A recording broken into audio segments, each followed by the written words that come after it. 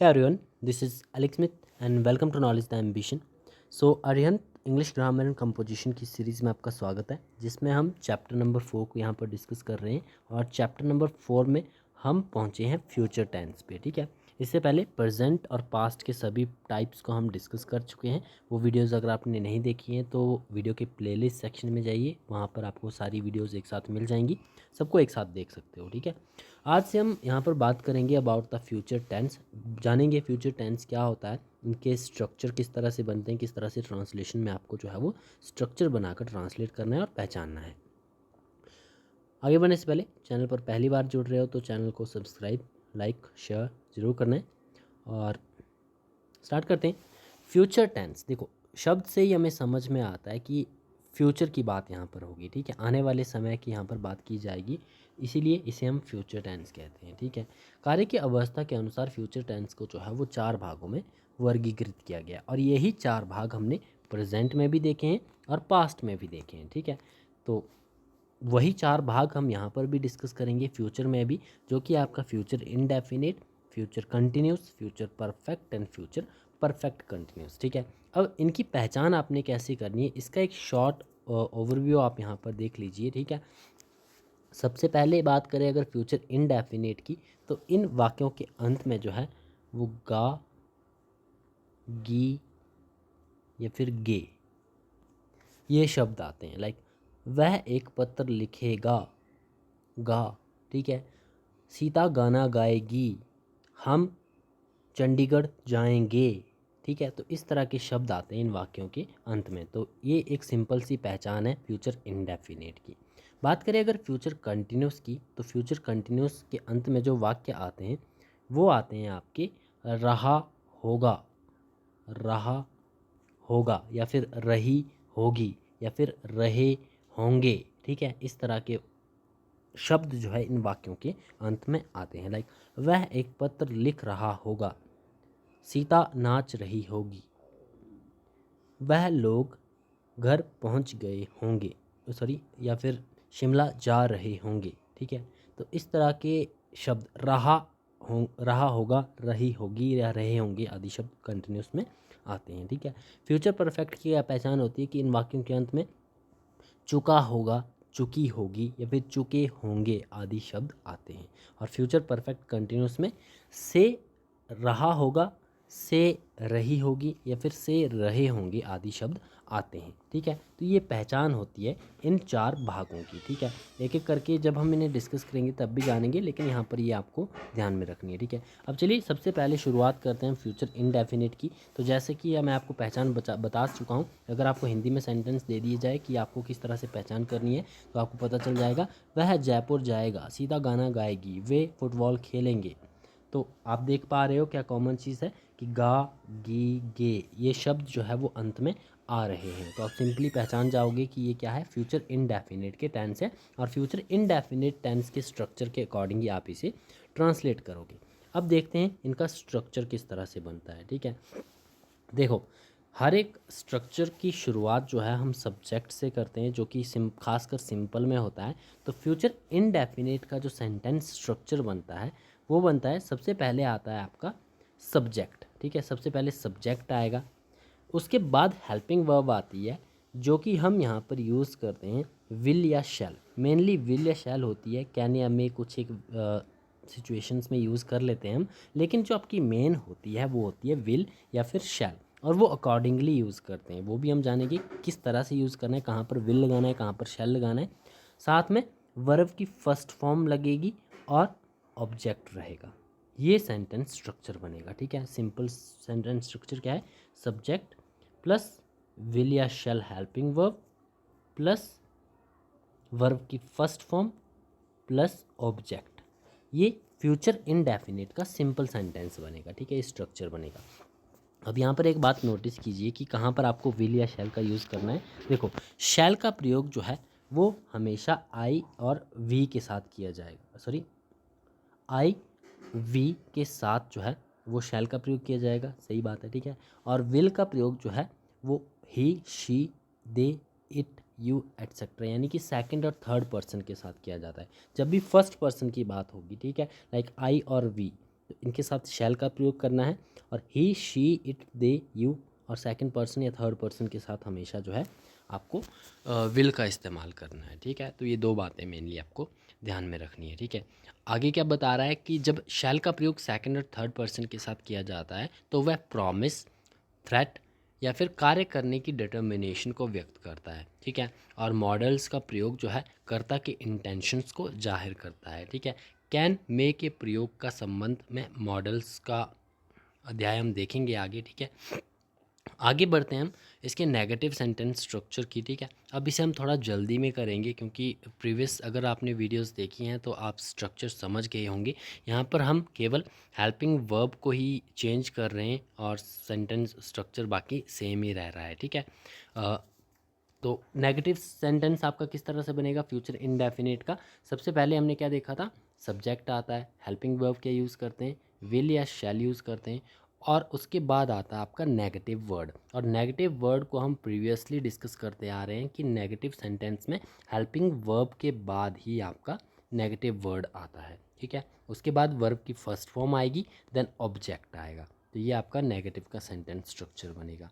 इसके अलावा बनेगा आपका इंटरोगेटिव, थर्ड नंबर का जो ये आपका सेंटेंस स्ट्रक्चर बनेगा वो बनेगा इंटरोगेटिव का। ठीक है, सेंटेंस में यदि इंटरोगेटिव वर्ड दिया है तो हम सबसे पहले इंटरोगेटिव वर्ड का यूज़ करेंगे, देन हेल्पिंग वर्ब विल या शैल। और इंटरोगेटिव के केस में हमने क्या देखा था कि विल या शैल यानी कि जो भी आपकी हेल्पिंग वर्ब रहेगी उसके बाद ही हमेशा सब्जेक्ट आएगा। ठीक है, तो विल या शैल हेल्पिंग वर्ब यूज़ कर ली, उसके बाद सब्जेक्ट आ गया, देन वर्ब की फर्स्ट फॉर्म आएगी और उसके बाद ऑब्जेक्ट आएगा। ये आपको नोट डाउन करने हैं सारे रूल्स। ठीक है, अब इसे हम सिंपल रूल्स से समझते हैं। ठीक है, अफर्मेटिव हमने डिस्कस किया तो सिंपल है। ठीक है, ही विल राइट, वह लिखेगा, तो ही सब्जेक्ट है, विल हमने अकॉर्डिंगली यूज़ किया है, विल या शैल में से हेल्पिंग वर्ब विल यूज़ कर ली और वर्ब की फर्स्ट फॉर्म राइट। अब इसी को नेगेटिव में अगर आपको कन्वर्ट करना है तो क्या किया हमने, विल के बाद नॉट यूज़ करना है। ठीक है, हेल्पिंग वर्ब के बाद नॉट यूज़ कर लिया, ही विल नॉट राइट। अब इसी को हमने इंटेरोगेटिव में कन्वर्ट करना है तो इंटेरोगेटिव वर्ड हम एज्यूम कर लेते हैं यहाँ पर वाई। वाई इंटेरोगेटिव वर्ड है, विल आपका हेल्पिंग वर्ब है जो कि सब्जेक्ट के अकॉर्डिंग यूज़ होगा क्योंकि सब्जेक्ट हमारा ही है तो यहाँ पर विल या शैल में से विल यूज़ होगा। और उसके बाद आएगा सब्जेक्ट और फिर वर्ब की फर्स्ट फॉर्म और उसके साथ क्वेश्चन मार्क, इंटेरोगेटिव में क्वेश्चन मार्क आएगा। ठीक है, तो ये इंटेरोगेटिव का सेंटेंस स्ट्रक्चर बनेगा। आई होप आप समझ गए होंगे। देखो यहाँ पर सिंपली बताया जा रहा है कि विल नॉट को वॉन्ट और शैल नॉट को शैंट के रूप में भी लिखा जा सकता है। ठीक है, तो ये कॉमन सी बात है, ये आपको पता ही होगी। देन इंटेरोगेटिव नेगेटिव सेंटेंस बनता है तो इंटेरोगेटिव नेगेटिव का स्ट्रक्चर सेम रहता है जैसा कि इंटेरोगेटिव का रहता है। इसमें बस आपने करना क्या है, इंटेरोगेटिव वर्ड प्लस विल या हेल्प, विल या शैल जो है वो हेल्पिंग वर्ब रहेगी, फिर सब्जेक्ट आएगा। जो आपका नेगेटिव वर्ड है वो सब्जेक्ट के बाद रखना है आपको। ठीक है, वैसे हमने एक बात क्या नोटिस की कि इस बुक में क्या बताया जा रहा है कि नॉट जो है वो सब्जेक्ट के पहले भी रखा जा सकता है। ठीक है, तो यदि आपको एग्ज़ाम में कहीं रखा हुआ मिल जाए, रॉन्ग और करेक्ट आपको करना हो तो आप इसे भी करेक्ट मान सकते हो कि सब्जेक्ट के पहले भी नॉट आ सकता है। ठीक है, रेफरेंस इस बुक का आप दे सकते हो। देन कुछ एक वेरियस सिचुएशंस बताई गई जो कि हमने हर एक स्ट्रक्चर में देखी। ठीक है, अगर आपको देखो ये वेरियस सिचुएशंस में यूज़ जो बताए गए हैं वो केवल स्टेटमेंट्स दी गई है कि कहाँ कहाँ पर हम जो है वो इनका प्रयोग करते हैं। ठीक है, लेकिन यदि आपको जो स्ट्रक्चर है, सेंटेंस के स्ट्रक्चर्स हैं वो एक बार ध्यान में आ गए, ठीक है, एक बार आपने अच्छे से प्रैक्टिस कर लिया तो आपको जो है ये बातें नॉर्मल हो जाएंगी। ठीक है, आपको ज़्यादा इन बातों पे ध्यान देने की आवश्यकता नहीं पड़ेगी। फिर भी एक बार हम इसे रीड करते हुए चलेंगे। ठीक है, पहली स्टेटमेंट क्या कहती है कि सामान्यतः भविष्य में संपन्न होने वाले कार्यों के लिए सिंपल फ्यूचर का प्रयोग करते हैं। जी हाँ, बिल्कुल, भविष्य की बात की जा रही है, फ्यूचर आगे किसी आने वाले कल की बात अगर की जा रही हो, ठीक है, तो हम वहाँ पर जो है वो फ्यूचर, सिंपल फ्यूचर का प्रयोग करते हैं। फर्स्ट पर्सन के साथ शैल लगाते हैं, सेकंड पर्सन और थर्ड पर्सन के साथ विल का प्रयोग करते हैं। ठीक है, वो हमने जान लिया बात में। ठीक है, और क्लॉज ऑफ कंडीशन और क्लॉज ऑफ टाइम वाले वाक्यों में फ्यूचर इनडेफिनिट का प्रयोग किया जाता है। इस संबंध में विस्तार से प्रेजेंट इनडेफिनिट के अध्याय में बताया गया है। तो प्रेजेंट इनडेफिनिट का अध्याय आप देख सकते हो, वहाँ पर भी हमने डिस्कस किया रहेगा। देन थर्ड स्टेटमेंट क्या कहते हैं कि विल बी और शैल बी का प्रयोग किस तरह से किया जाता है। देखो, विल बी और शैल बी का प्रयोग हम आगे पढ़ेंगे, जहाँ पर आपका जो है ये आई थिंक कंटिन्यूस में यूज़ हो जाएगा आपका, ठीक है, विल बी और शैल बी, तो इसे आप स्किप कीजिए अभी, ठीक है। देन सिंपल फ्यूचर का प्रयोग ऐसी भविष्य की घटनाओं हेतु किया जाता है जो हम समझते हैं कि सामान्य रूप से घटित होंगी, ठीक है। तो ऐसा जब बात में आपको आइडेंटिफाई हो जाए कि शायद ये समस्या नहीं, सॉरी, जो घटना है वो मे बी घटित हो सकती है, तो वहाँ पर हम सिंपल फ्यूचर का प्रयोग करते हैं, ठीक है। Some important structures to denote the future actions, ठीक है, like I shall buy a TV और like I am going to buy a TV. देखो, ये इरादा जाहिर किया गया, इंटेंशन जाहिर किया गया, अभी वो कार्य संपन्न हुआ नहीं है, ठीक है। इरादा जाहिर जहाँ पर किया गया तो वहाँ पर इस तरह से भी, इसे भी हम फ्यूचर कंसिडर करते हैं। Like use of going to form for future actions, verb going to form का प्रयोग जो है वो सामान्यतः ऐसी स्थिति में किया जाता है जब वक्ता की इंटेंशन, यानी कि जो उसका इरादा है, वो भविष्य में होने वाले किसी कार्य के शीघ्र संपन्न होने के संदर्भ में जाहिर करना होता है। देखो, I am going to buy a TV, अभी तक खरीदा नहीं है, वो जा रहा है, ठीक है, अभी तक खरीदा नहीं है, तो ये भी फ्यूचर में ही कंसीडर हम करेंगे, ठीक है। तो इस तरह का इंटेंशन जब हो तो वहाँ पर हम इस गोइंग टू फॉर्म का इस्तेमाल करते हैं। Like he will write a letter, वह एक पत्र लिखेगा, ठीक है, ये फ्यूचर आपका इंडेफिनिट हो गया, जहाँ पर हम क्या देखते हैं कि he is going to write a letter, वह एक पत्र लिखने जा रहा है, अभी तक लिखा नहीं है, वो लिखेगा, ठीक है। तो इस तरह से भी इसका प्रयोग किया जाता है। गोइंग टू का प्रयोग कार्य के शीघ्र संपन्न होने को व्यक्त करता है, जबकि सिंपल फ्यूचर कार्य में के भविष्य में संपन्न होने को व्यक्त करता है, ठीक है। अब गोइंग टू फॉर्म का यही आपको डिफरेंस ध्यान में रखना है कि जो कार्य शीघ्र संपन्न होने वाले, यानी कि जल्दी खत्म होने वाले, ठीक है। I am going to buy a TV, अभी तक खरीदा नहीं है लेकिन जल्दी ही खरीदने जा रहा हूँ, ठीक है। तो इस तरह की इंटेंशन जो है इस पूरे सेंटेंस में जाहिर हो रही है, तो सिंपली हम यहाँ पर गोइंग टू फॉर्म का इस्तेमाल करते हैं। नेक्स्ट स्टेटमेंट हमारी कहती है कि फ्यूचर एक्शन के लिए जो है वो अबाउट टू का प्रयोग निम्न प्रकार से किया जाता है। Like the train is about to start, train जाने वाली है, ठीक है। अब देखो, एक तो गोइंग टू हो गया, ये भी कुछ एक फ्यूचर का सेंस देता है हमें, ठीक है, कुछ एक केसेस में, और अबाउट टू का इस्तेमाल जहाँ पर किया जाता है वो भी फ्यूचर एक्शन के लिए इसका इस्तेमाल किया जाता है। The shop is about to close, दुकान बंद होने वाली है, अभी तक बंद नहीं हुई, अबाउट टू क्लोज, ठीक है। तो अबाउट टू का भी यूज़ आपको ये ध्यान में रखना है कि फ्यूचर एक्शन हेतु जो है वो अबाउट टू का प्रयोग किया जाता है। देन प्रेजेंट इनडेफिनेट के वाक्य द्वारा भी फ्यूचर एक्शन को बताया जा सकता है। Like mister Sharma retires on 31 December और the president visits Gujarat tomorrow.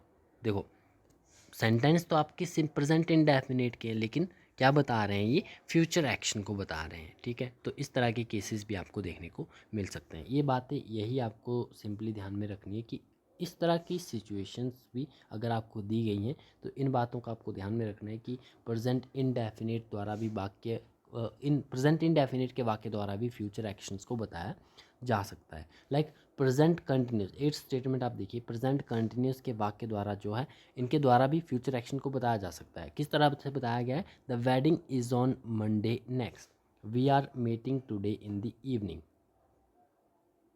ठीक है। तो प्रेजेंट इंडेफिनिट, प्रेजेंट कंटिन्यूस, इनका प्रयोग करके भी हम फ्यूचर एक्शन को बता सकते हैं।